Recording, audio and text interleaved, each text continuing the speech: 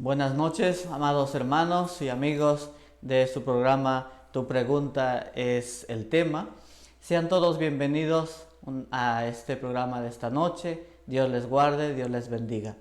Estamos con la hermana Raquel Orce, bienvenida, y queremos esta noche presentar el tema el divorcio y el recasamiento. Pero para esto queremos tener una oración al Señor.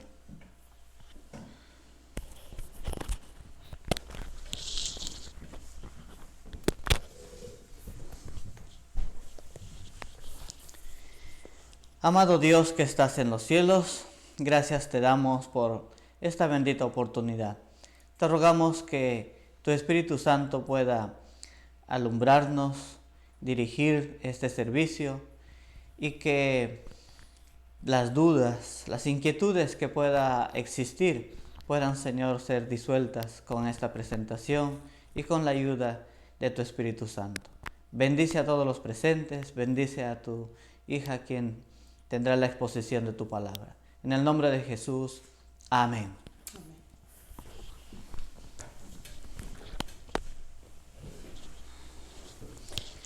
Una vez más, bienvenidos al programa Tu pregunta es el tema. Hermana Raquel, continuando con los temas que se ha venido tratando estas noches o cada martes, podemos presentar algunas preguntas que han llegado. Una pregunta es, una persona que desee ser pastor, ser ministro en la iglesia del Señor, ¿puede casarse con una joven que ha perdido su virginidad? Bien, esa es una pregunta un poco muy personal y obviamente tiene que ver con la intimidad del individuo. Hay algo que nosotros debemos considerar como iglesia, es que respetamos la intimidad de cada persona. Es decir, no existe en las preguntas que se hace para el posible pastor o la posible ordenación esa pregunta. De acuerdo al conocimiento que yo tengo y las resoluciones que se han tomado, esa pregunta no es una precondición bajo ninguna circunstancia. Obviamente nosotros creemos en el Evangelio y por lo tanto una persona convertida es una nueva criatura en Cristo y no vamos a estar computando faltas o errores que se han cometido en el pasado como si fueran una acción presente. También sabemos que los pecados o las faltas cometidas no son transferibles ni de padres a hijos ni tampoco entre cónyuges y que nadie tiene que cargar la falta o la debilidad o el pecado que se haya cometido, sea este de índice moral o de cualquier otro tipo. Por lo tanto, en este momento eso no forma parte de las preguntas que pueden calificar o descalificar a un posible candidato para el ministerio. Qué importante esa aclaración que hace porque, como usted dice, sería invadir la parte privada de la persona, ¿no? Sí. Una siguiente pregunta, hermana, es respecto a si una persona se casó antes de conocer al Señor, pero no fue en el registro civil, sino en el registro católico, pero esta persona ahora está en la fe y como simpatizante, pero no es bautizada, no están ahora los dos juntos. ¿Esta persona se puede considerarse soltera, divorciada? La pregunta que nos llega. Sí, bien, esa pregunta es muy interesante, pero obviamente uno tiene que consultar la trayectoria legal que el país tiene. Por ejemplo, hay países donde la Iglesia Católica es la iglesia oficial. El gobierno no es simplemente un gobierno laico, sino que declara que la Iglesia Católica o cualquier otra es la representativa del país.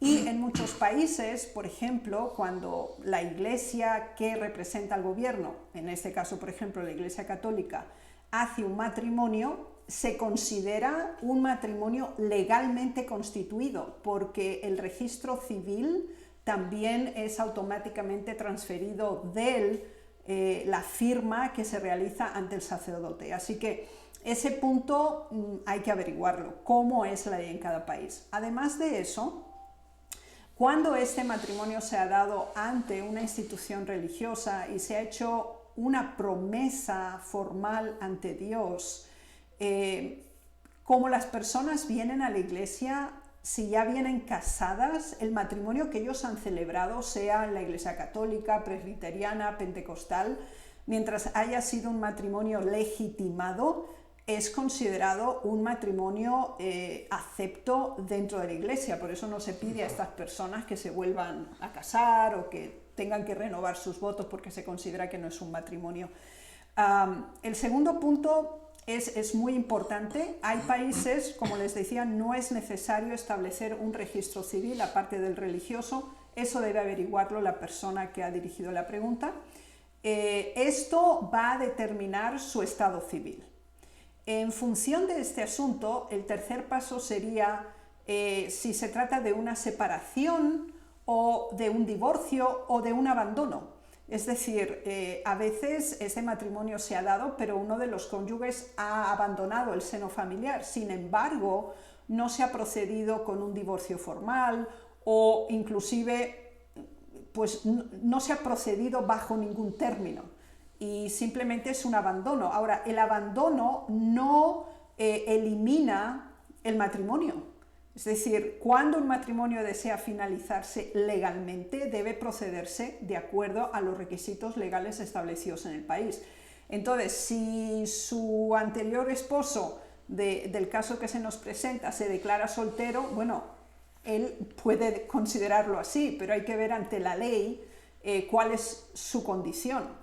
Si esta es una hermana que está interesada en la iglesia, pues lo primero que debe hacer es clarificar su condición, es decir, ¿está realmente legalmente casada ante el gobierno, ante la ley? ¿Se le considera una mujer casada? ¿O está separada legalmente? ¿O es una cuestión de abandono? ¿O es un divorcio formal? Es decir, cada uno de esos elementos que tienen que quedar perfectamente claro. Y como decíamos en la presentación anterior, el apóstol Pablo nos dice: como recibisteis a Cristo, así quedás. Por lo tanto, es importante que esta alma interesada tenga claridad sobre su condición legal en relación a su relación, sea esta legal, transitoria o pendiente legalmente, y a partir de ahí consulte también al pastor local para continuar el proceso. Amén. Una última pregunta que está algo relacionado a esto. Es siempre el caso de personas que no conocieron a Dios y tomaron algún matrimonio, pero que tuvieron algún divorcio antes de conocer a Dios. ¿Estas personas se pueden considerar casados ahora que están en la fe?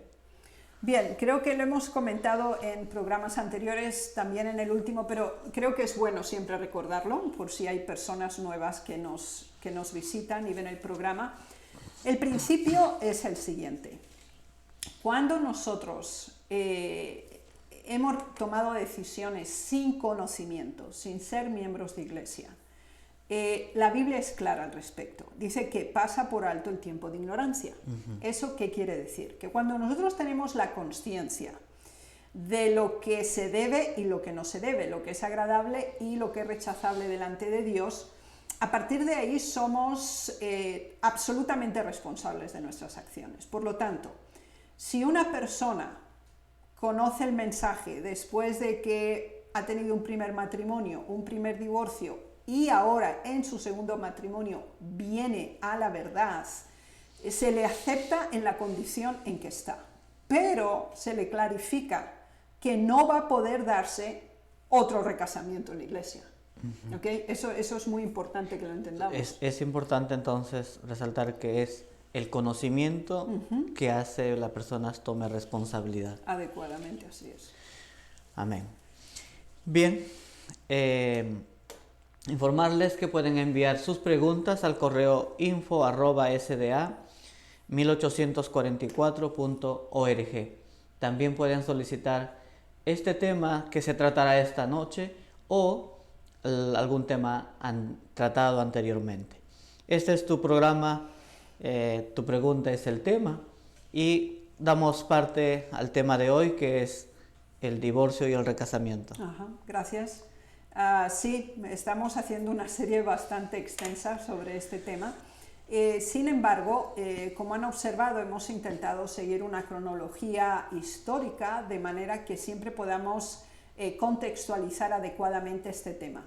Y ahora hemos llegado al momento en que un capítulo completo del libro El Hogar Cristiano, El Hogar Adventista, trata específicamente del divorcio. Y ha habido pues muchas alarmas, comentarios, y es absolutamente necesario clarificarlo adecuadamente para que pues, podamos dar razón de nuestra fe y entender en qué consiste y cómo ese capítulo llegó a existencia. Así pues, sin más demora, vamos a proceder y desearía que pudieran observar esta primera diapositiva que se basa estrictamente en el capítulo 56, está titulado El divorcio, en el libro El Hogar Cristiano. Quizá en el Hogar Adventista puede tener otro número de capítulo, pero este está basado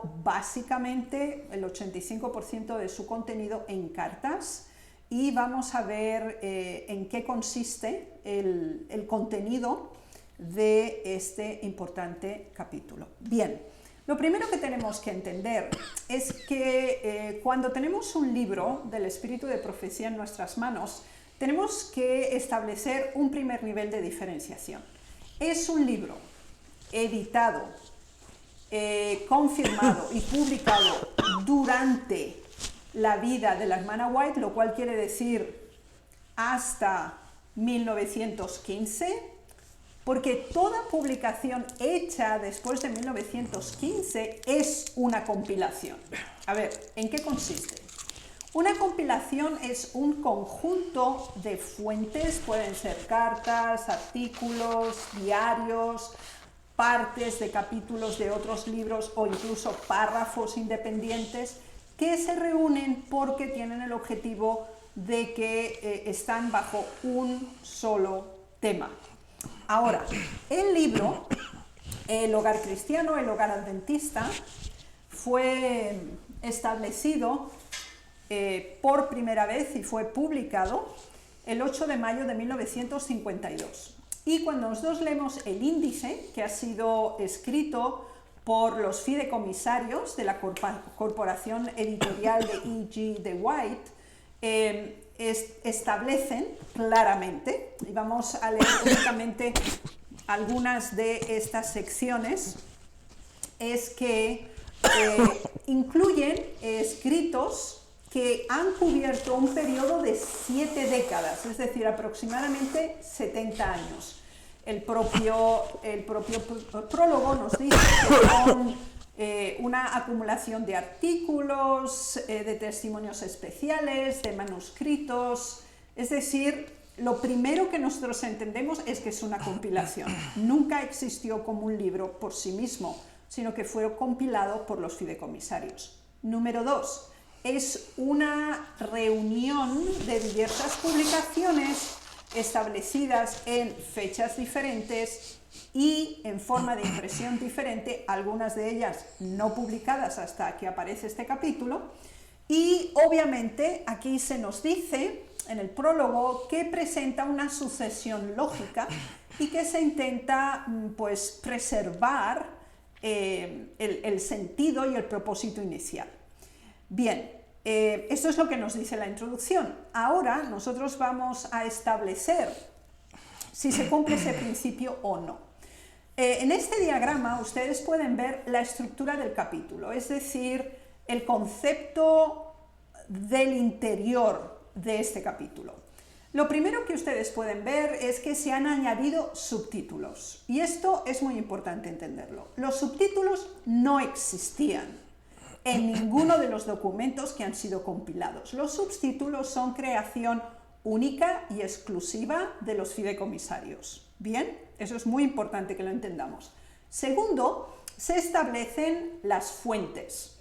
Y en la tercera columna ustedes pueden ver las fechas. Y esto es muy interesante porque, aunque el prólogo nos decía que en este capítulo hay una secuencia lógica y se respeta el contexto inicial, nos admira comprobar que, por ejemplo, el primer documento que se menciona, que es la carta 8, es de 1888, pero tenemos más o menos 6 secciones posteriores en este capítulo, un documento mucho más antiguo como es el de 1863, o inclusive una parte de un artículo del Review and Herald de 1868 y la tenemos al final de este capítulo. Así que lo primero que constatamos es, 1, no está en orden cronológico.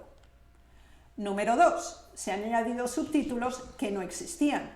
Número 3, se han usado el mismo documento para 2 temas diferentes. Si ustedes observan este diagrama, se van a dar cuenta que la primera fuente es la carta 8 de 1888 bajo el subtítulo Consejos a quien pensaba en divorciarse. Sin embargo, cuando ustedes descienden en el diagrama van a encontrar de nuevo la misma carta 8 del año 1888, pero está bajo otro subtítulo y es Separación de un cónyuge incrédulo. Esto es muy interesante para nosotros porque es una clara violentación de la intención, el contenido y también el sentido lógico y cronológico. Y esto es algo que es muy importante que tengamos en cuenta cuando estudiamos cualquier libro que es una compilación. Así que esta primera estructura del capítulo nos ayuda a tener una visión tal cual ha sido establecida, que obviamente no representa la realidad cronológica ni de contenido que inicialmente estos textos tuvieron. Bien, ahora, sin embargo, vamos a considerar esos mismos textos basándonos en la fuente, la fecha, pero de acuerdo a los individuos a quien fue dirigida.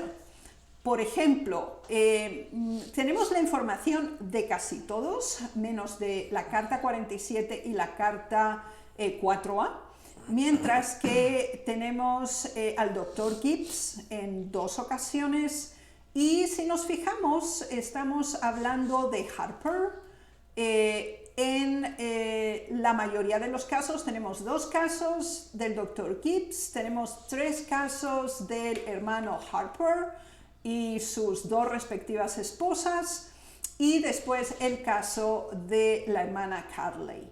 Y después un artículo al final. Por lo tanto, fíjense que esto es muy interesante porque todos los párrafos o subtítulos creados, que son un total de 10, de hecho, están hablando solamente de 3 casos. Pero la forma en que están colocados da la evidencia que son 10 casos diferentes. Y esto es algo muy importante que nosotros lo entendamos, porque prácticamente hablamos del Dr. Gibbs, hablamos de Carley y hablamos de Harper, básicamente. Y eso demuestra que no era una multitud, sino que eran casos muy específicos. Bien, vamos a nuestro primer punto, y es una carta. Carta número 8 del año 1888. Estoy siguiendo el orden tal cual aparece en el Hogar Adventista o en el Hogar Cristiano, y este era un doctor, el Dr. Gibbs. ¿Y cuál es el contexto? Y quiero decirles que si ustedes desean el conjunto de la correspondencia completa, nosotros estamos en disposición de ofrecérselas porque lo hemos solicitado a los fideicomisarios y tenemos todo el conjunto de la correspondencia, porque recuerden que en una carta siempre hay que saber el antes, el durante y el después, y el por qué. Por lo tanto, esa también está a su disposición. Por causa del tiempo, aquí lo vamos a sintetizar. Bien, el problema que se presenta en este caso es que la esposa del doctor Gibbs, que era miembro de iglesia, era un miembro adventista, no era miembro de iglesia. Y esto había sido un tema de deliberación por parte del doctor y hermano Gibbs, pensando en divorciarse únicamente porque su esposa pues no era miembro de iglesia. Es el tema del cual estamos hablando. Después tenemos el próximo tema, en 1902, la carta 47, y se nos habla de esposos separados. Aquí no se trata de divorcio, tampoco es una separación formal, sino solamente un cierto distanciamiento a causa de problemas personales, cierta incompatibilidad de caracteres o inclusive completa perspectiva acerca de la vida en contrariedad de unos para otros. Y los consejos estaban relacionados obviamente con paciencia, consideración y bajo ninguna circunstancia una situación de divorcio. Vamos al caso Harper. Y esto es muy importante, como les decía, porque es el caso más extendido y aunque se trata del mismo individuo, del mismo caso y del mismo problema, lo tenemos en 4 ocasiones en este capítulo, en una forma totalmente separada, desconectada entre sí y con subtítulos que no corresponden a la realidad. Bien, el tema del hermano Harper es que él era casado, se casó, sin embargo, él era eunuco, es decir, este era un problema que ya se había dado en el caso de su primer matrimonio y que ahora se estaba planteando también con la segunda esposa. Así que aquí tenemos la carta 148, la carta 40 y la carta 137, que es muy interesante que en este libro está presentado como si fueran 3 casos diferentes. Ahora, cuando nosotros vamos y consultamos la correspondencia, sobre todo si seguimos un orden cronológico, nos damos cuenta que la carta 40 es la más antigua dentro del caso, 1888, seguiría la carta 137 de 1903 y finalmente la carta 148 de 1907. Y todo el tiempo la dinámica básicamente es la relación con la primera esposa, la relación con la segunda esposa y con la suegra también de Walter Harper. Y el problema fundamental es que era un matrimonio no consumado en todos los casos a causa de su impedimento físico. Y esto es muy importante entenderlo porque cambia completamente la perspectiva de la situación. Bien, después tenemos la carta 168 de 1903, donde se habla, es un caso específico de la hermana Carlyle, y aquí tenían un problema ellos de despotismo. El esposo era extremadamente autoritario hasta el punto de, bueno, pues alienarla completamente, y esto había producido situaciones realmente dramáticas que requirió esta correspondencia, haciéndole entender a la hermana que obviamente no es una razón de divorcio y que debe hacerse lo posible por convivir de la manera más pacífica y armoniosa posible. Bien, después tenemos la carta 4A de 1863, y este es lo que se llama el caso de Monterrey. El caso de Monterrey lo vamos a tener más adelante. Aquí simplemente les quiero hacer un pequeño síntesis para que tengan extensión mayor de esta carta que tenemos aquí, la carta 4A de 1863. Y yo les ruego que recuerden la presentación que hicimos anteriormente en cuanto al tema del divorcio y las resoluciones tomadas en 1879 y 1887, puesto que esta es una carta de 1863, cuando esas resoluciones aún no se encontraban ni siquiera formuladas y mucho menos implementadas. Ahora, una versión mucho más extensa ustedes la tienen en el volumen 17 de Manuscript Release de 1863, donde pues está completamente extensa. La iglesia de Monterrey se encontraba en Michigan y en el norte, en uno de los estados del norte, en Estados Unidos, y aquí había varios temas incluidos, es decir, era un matrimonio formado por Victor Johnson y su esposa. Victor Johnson tenía varias adicciones, una de ellas era el alcohol, el tabaco y posiblemente también el juego, pero él había intentado superar cada una de estas y la hermana White mantiene una correspondencia extensa con ellos, sobre todo aconsejando a la esposa que apoye estas debilidades que obviamente su cónyuge estaba demostrando, y la hermana White testifica que él ha hecho o hizo intentos serios por restaurarse, pero que obviamente pues necesita apoyo moral en sus debilidades ante estos vicios. Lo que ocurre, y el triángulo se produce primero por una apariencia de mal, es decir, Albert Day era el anciano de iglesia de Monterrey, en Michigan, y él parece que tuvo acercamientos, por lo menos conversacionales y de cercanía, no apropiados, considerando que la esposa de Victor Johnson pues era una mujer casada.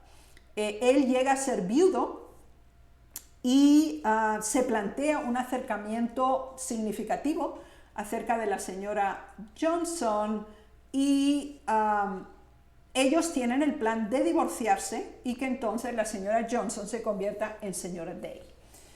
Ante esta situación, ese divorcio es considerado absolutamente injustificado, y por esa razón es muy importante que consideremos de nuevo lo que habíamos deliberado al principio.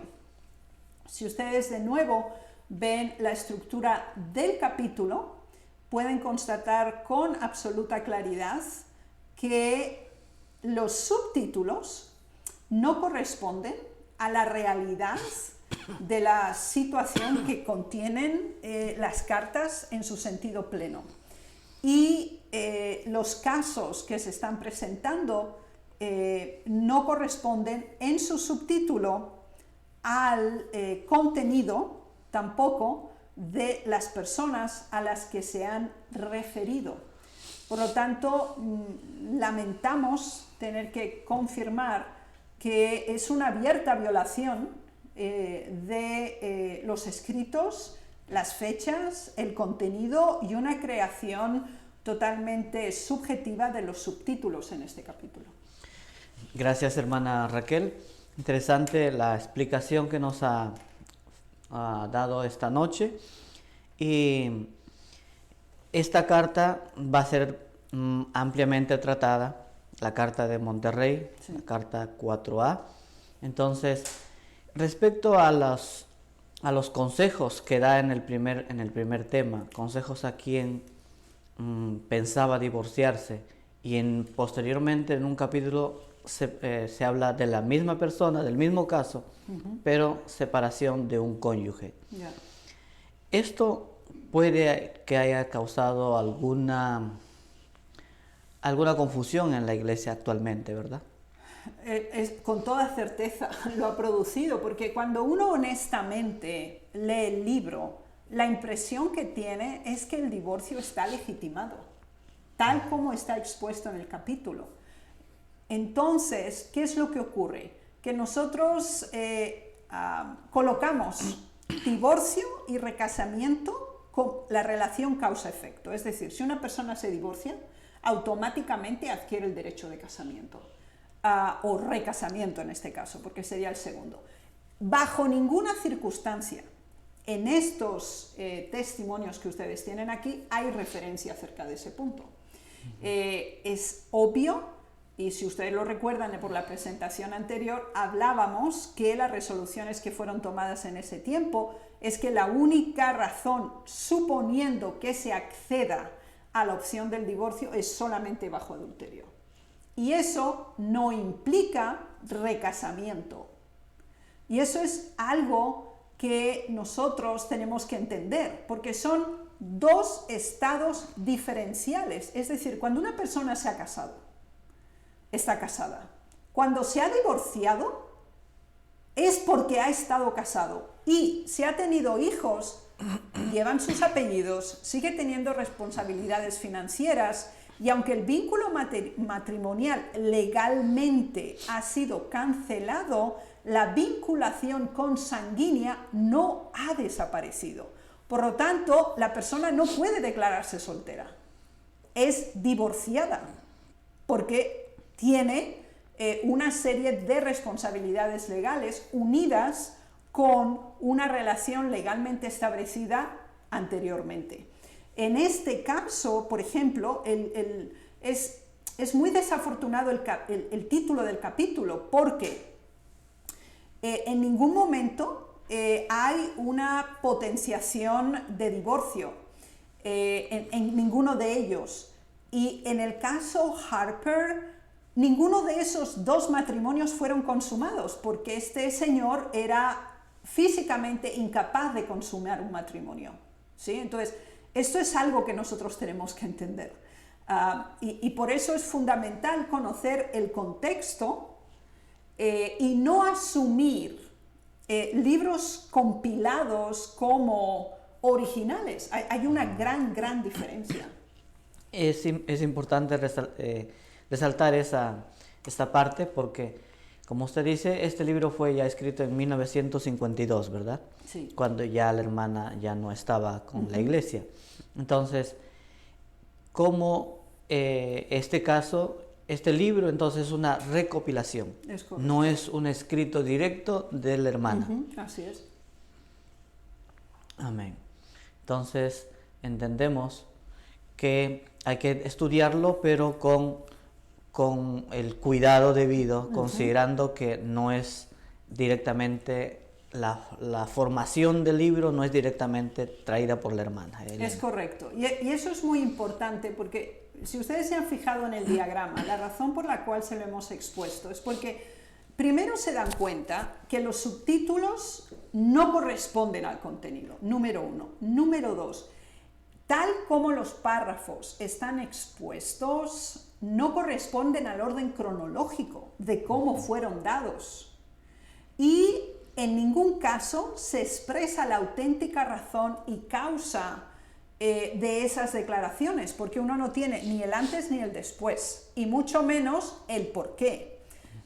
Por eso, cuando ustedes tengan en sus manos un libro compilado, siempre lean el prólogo, porque el prólogo le explica, uno, qué es compilación, dos, cuáles son las fuentes que se han tomado para reunir esa información. Es decir, no se creó originalmente ese libro, sino fue a posteriori, después de la muerte de la hermana White, y se compilaron. Eso no quiere decir que no es cierto, que los documentos son falsos, absolutamente no, las cartas existen y son fidedignas, pero hay que colocarlas en su contexto adecuado. Entonces, aquí tenemos varias veces mencionado el tema del divorcio y queda claro que el divorcio estaba autorizado en caso de adulterio, pero no estaba en ningún momento constatable el permiso de recasamiento, y esas son dos cosas que nosotros tenemos que entender. Interesante. Muchas gracias. Entonces, mayor detalle sobre la carta 4A, el caso de Monterrey, sí, en el próximo martes. Sí. Así que invitamos a nuestros oyentes, a nuestros hermanos, para estar pendiente el próximo martes y continuar con esta información de estos casos del hermano Victor Johnson y su esposa y el anciano Albert Day. Vamos a concluir con una oración. Hermana Raquel, por favor. Gracias.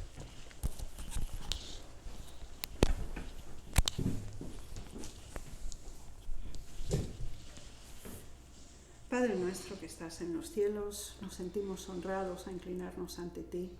Y te damos gracias, Señor, porque nos permites disponer de la información que clarifique posibles dudas y que también podamos comprender el contenido de este capítulo en su forma correcta y de esa manera quede claro ante nuestras mentes que tus declaraciones en la palabra de Dios están en completa armonía también con las declaraciones del Espíritu de profecía. Amén. Ayúdanos, Señor, a tener claridad al respecto y a sentirnos agradecidos porque tú nos amas como seres humanos y deseas preservar el matrimonio en su pureza y con el propósito por el cual fue establecido. En el nombre de Jesús. Amén. Amén.